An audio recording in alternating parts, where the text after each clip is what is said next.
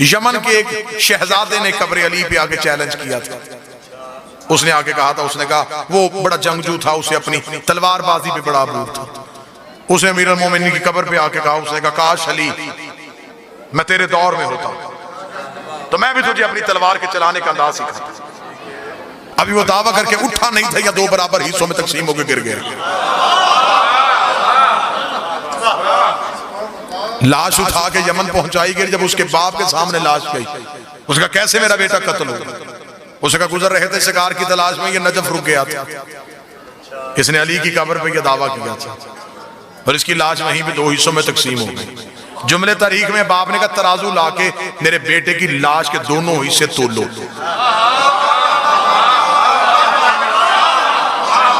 جب تولے گئے انہوں نے کہا بالکل برابر ہے. اس نے کہا علی نے مارا ہے. علی ممبر پہ تھے یا دربار سجا ہوا تھا. ایک شخص کی چیخ کی آواز دروازے سے آئی.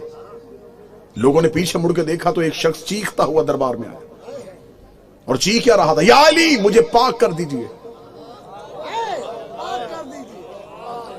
لوگوں نے رو کے پوچھا کیا ہوا؟ کہنے لگا مجھے چوری جیسا گناہ ہو گیا، شرمندگی ہوئی، معافی چاہتا ہوں. علی سے معافی لینے آیا ہوں جس کے ذہن میں ہو عدل اور ہے، فضل اور. معافی لینے آیا ہوں علی سے. امیر المومنین کے پاس گیا، یا علی مجھے معاف کیجئے، آپ وارث ہیں، شریعت کے مالک ہیں، مجھ سے گناہ ہو گیا، مجھے پاک کر دیجئے. ذہن میں رکھنا عدل. اب معافی مانگ رہا ہے علی سے. عدل تقاضا کر رہا ہے کہ انصاف کیا جائے. امیر المومنین نے جلاد کو بلایا، اس کی انگلیاں کاٹو. شریعت محمد میں چور کے ہاتھ کاٹنے کا حکم نہیں، انگلیاں کاٹنے کا. کیونکہ جو 7 اعضاء سجدے کے دوران زمین پہ لگانے واجب ہیں ان میں ایک ہاتھ بھی ہے.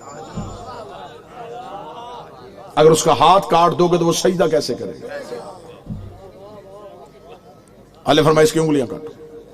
جلاد نے تلوار نکالی، انگلیاں کٹ رہی ہیں اور وہ علی کا چہرہ دیکھ،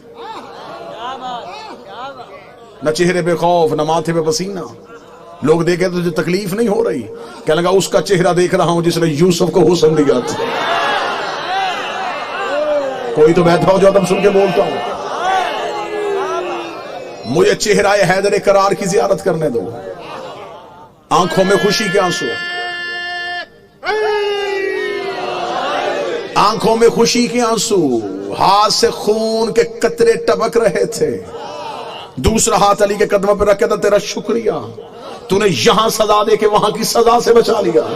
یا علی تیرا شکریہ تو نے مجھے پاک کر دیا. علی کے قصیدے پڑھتے ہوئے دربار سے باہر جانے لگا. علی کی آواز سے واپس بلاؤ، واپس پلٹ کے آیا. یا علی مجھے دوبارہ کیوں بلایا؟ علی نے زمین پہ پڑی ہوئی انگلیاں اٹھائی، اس کے ہاتھ پہ رکھی. علی نے اپنا ہاتھ پھیرا، انگلیاں واپس وجود کے ساتھ آئی. انگلیوں کا دیکھنا، دونوں ہاتھ علی کے قدموں پہ رکھ کے کہنے لگا دینی تھی تو کاٹی کیوں تھی؟ فرمایا وہ عدل تھا، یہ فضل ہے.